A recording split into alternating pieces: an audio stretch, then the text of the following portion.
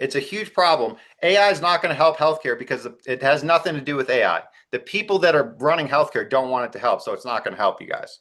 My name is Jason Schuster. I'm a doctor of physical therapy. I own Intricate Art Spine and Body Solutions. It's a continuing education company teaching other doctors how to do a couple of things. You guys, there's a bunch of people that I really respect out there that like Dr. Peter Diamandis, awesome show, you guys. They've got a great show on AI and stuff like that. Tom Bilyeu, he's got another great show, Impact Theory. What I do not understand is how these people, you guys like Tom and Dr. Diamandis, I don't understand how you can be so unbelievably, stunningly naive and like completely closed-minded to the objective reality of what's going on in healthcare. So I do agree with you guys that AI has the potential to do like freaking incredible things. It's already done some cool stuff. I use AI all the time in my business to help me teach, to help me help other doctors learn how to treat their patients better. Like if you use it correctly, it's for sure really cool and it's getting better all the time. There's a couple of massive problems that people, I think, are just refusing to acknowledge because they want things to change so bad. And I get it, you guys. Our healthcare system is so fucked up that most people, when I try to explain this stuff to them, I can see it in their eyes. It's so fucked that most people just, their brains cannot accept the criminal, like the literal criminality of what's going on in our healthcare system. So there's a couple of things. Number one, if you look at medical school curriculum, the stuff that's being taught today, you guys, in 2025 is the same stuff that was being taught like back in the 1960s, more or less. The blood panel that we're using today, the standard comprehensive metabolic blood panel, is the same blood panel that was invented in the 1950s and that was used back then all the way up until today. If AI is going to make significant advances in healthcare, it's possible, you guys, but I just don't know. Like 90% of the literature in medicine, like 90% of the medical information that's available on the internet for AI to use is either an intentional lie, it's just wrong because that's just how medicine is in general, or it's misleading. So at best, AI only has like a very, very small percentage of the conglomerate total of all the information and like medical stuff out there that's actually correct.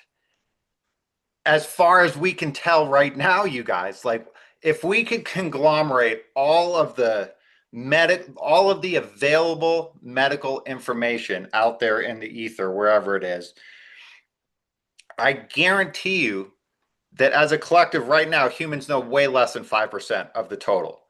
We have no idea how DNA works. We have no idea how genes work. Like people talk like they understand this stuff. We understand, you guys, 2% of the 100% of our DNA. 2%, about 2% per the NIH and CDC websites. 2% of our DNA codes for proteins. The proteins are the things that like do stuff in our body. The other 98% of our DNA is called junk DNA. It's not junk because if you remove it, you die instantly. We just don't understand what it does, and we have no idea where the instructions are coming from, like for what the proteins are supposed to do. How do the proteins know how to act? We have no idea about any of that stuff, you guys. So to assume that AI is going to be able to use a baby-like understanding of science and come up with like new things that it's going to be testing in a digital environment that have no relationship to all the other trillions of molecules in the body and trillions of processes that are going on at the same time. To me, it just doesn't seem likely. Now, you guys, I want AI to be able to like double lifespan like so many people think it's going to. I just don't see that I just don't see it happening. You can want it to happen all you want. It's just I don't see it happening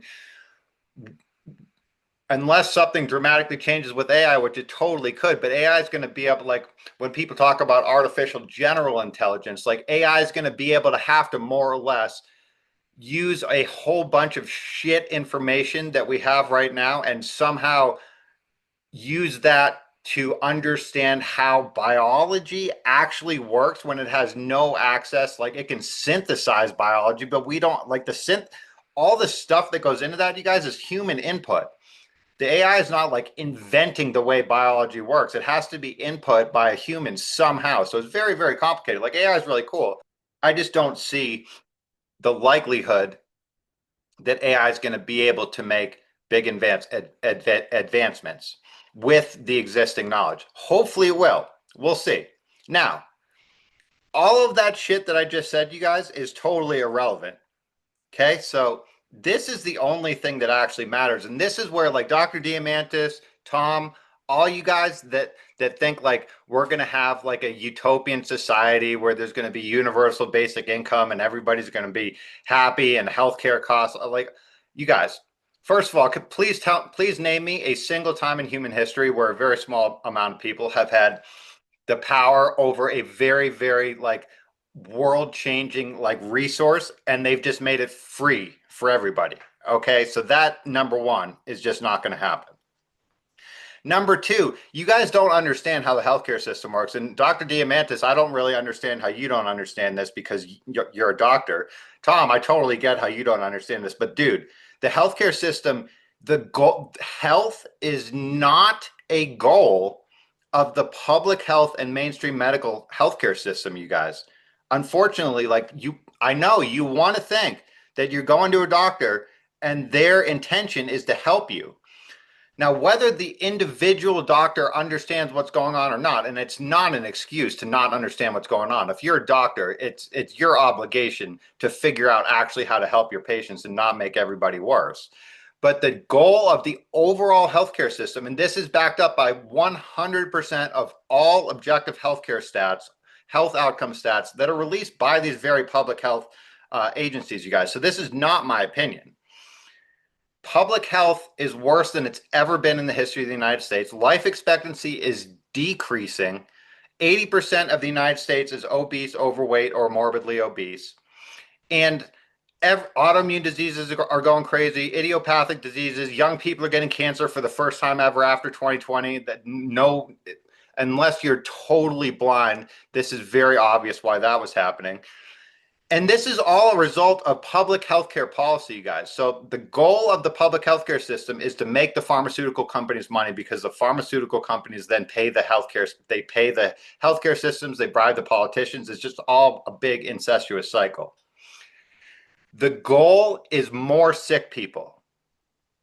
The goal is not health, you guys. There is no part of the public health mainstream medical system that desires better health. So I guarantee you right now that if AI came up with a cure for cancer today, you guys, somebody, some lobby, somebody or some group of people would immediately put a stop to that and it'll never be available to the general public. So whether AI can improve healthcare or not really is an irrelevant question, you guys. You need to get down to like the root of the problem. The people that are running the healthcare system don't want health to improve. Right? So it doesn't matter what AI comes up with. None of this stuff is going to be covered by health insurance, just like peptide therapy is not covered by health insurance, just like stem cells are not covered by health insurance, because they actually fix people and they make people better. Health insurance is geared towards mandating that you get the worst possible treatment so you stay sick for life. It's stunning that not more people have woken up to this since COVID. A lot of people have, you guys, and good job for the people that have. But you guys really need to wake up. So this picture that's on the background here, this is the CDC NHANES study from 2020. It's the biggest nutritional study that's been done in the United States. It's extrapolated to the whole population. On the left-hand side, you guys, those are the deficiencies. These are per the CDC. 95% of the US is deficient in vitamin D, 84% in vitamin E, 46% in vitamin C, 45% in vitamin A, 15% in zinc, 70% in omega 3s, and 95% of children are deficient in omega 3s, and 70% of adults, you guys. 70% magnesium. Okay.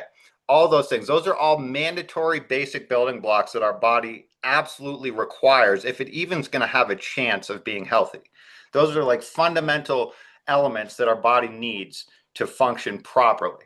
Do you see any of those things that I just mentioned on the right picture, you guys? So the right picture under what does a comprehensive blood panel test for? That's the standard comprehensive metabolic blood panel per Cleveland Clinic in 2024. That is what your health insurance covers. So do you see any of those deficiencies that I just mentioned on the left picture that the CDC tells us are existing? And then do you see those things being tested for on the right picture, which the CDC also tells us are not important to be tested for, obviously, because they're not included in the standard comprehensive blood panel. So this is done on purpose, you guys. This blood panel, these things are good to test for. It's just that if you're like severely off in these things, you're basically about to die. Right. So that's how the healthcare system is set up. They don't want to prevent stuff from happening. They don't want you to die either because dead people don't make the money. They just want you sick for as long as possible. So you guys need to, I'm trying to help people wake up to this stuff, you guys. I have all these, this slide is included in my nutrition course, by the way. This is a free nutrition course. And then I have 4 other nutrition courses, you guys. You can check them out on our website, intricateartseminars.com. This slide is from the Intro to Nutrition course. It's free. There's a free code. You can find the free code on my LinkedIn comments or on my YouTube comments, you guys. Dr. Diamantis and Tom and most of the other people out there are lots of other people are saying this stuff, you guys. You guys are in the majority. Whether AI can do this stuff or not, and I'm questionable on whether AI is going to be able to come up with new things with how little it knows about biology and how little we know about biology, you guys. And then the other problem is going to be that, like people are talking about, you guys, AI is going to be able to do the test itself on an algorithm. Really? AI is going to be able to simulate real, actual human biology, how all the different systems interact with each other and stuff like that. Like, get the fuck out of here, you guys. There's 0% chance that it's going to be able to do that. And regardless, even if it can, which I hope it can, it doesn't matter because the people in charge are not going to let any of this stuff get into mainstream medicine because if it actually helps people and it's cheap and it's effective, those are things that the mainstream medicine system, you guys, they do not want that. They will not let that happen. I'm a doctor of physical therapy. The most effective treatment that doctors of physical therapy can do, and one of the most effective treatments in medicine is dry needling combined with like nutritional education and stuff like that. Neither of those things are covered by insurance, you guys. Dry needling is not a covered treatment by insurance in physical therapy. Why? Because it fixes people fast. And insurance companies do not want that. So you guys need to understand, number one, AI, it's awesome. AI is awesome, you guys. It has the potential to do a bunch of awesome stuff. That doesn't really matter. The question is whether the people in charge are going to allow it to help other people. And the answer to that is absolutely objectively no. 100% of all objective evidence that we've had over the last 50 years only indicates the answer to that is no. It's not going to change. Okay. So that is not going to change. What you guys need to figure out is there needs to be a different system. You can't be relying on the mainstream medical system to do stuff. And I know, Dr. Diamantis, you have Fountain Life. It's freaking awesome company. But that's expensive stuff, you guys. Like good healthcare is totally accessible in the United States right now. You just cannot use health insurance for it because health insurance doesn't cover good healthcare in like 90% of the instances. So it's a huge problem. AI is not going to help healthcare because it has nothing to do with AI. The people that are running healthcare don't want it to help, so it's not going to help you guys. I would love to talk to either of you guys or anybody that wants to talk to me about this, about how corrupt the system is, why AI is not going to help, ways that I think it could help. I would love to talk to anybody about this. So you guys let me know. Thanks for watching. Check out my YouTube channel. Check out my website, intricateartseminars.com. We have a bunch of online nutrition classes, online classes about muscle, metabolism, mitochondria, online dry needling classes. We have in-person dry needling classes, in-person spinal manipulation classes, all sorts of good stuff. You guys check it out, intricateartseminars.com. Thanks.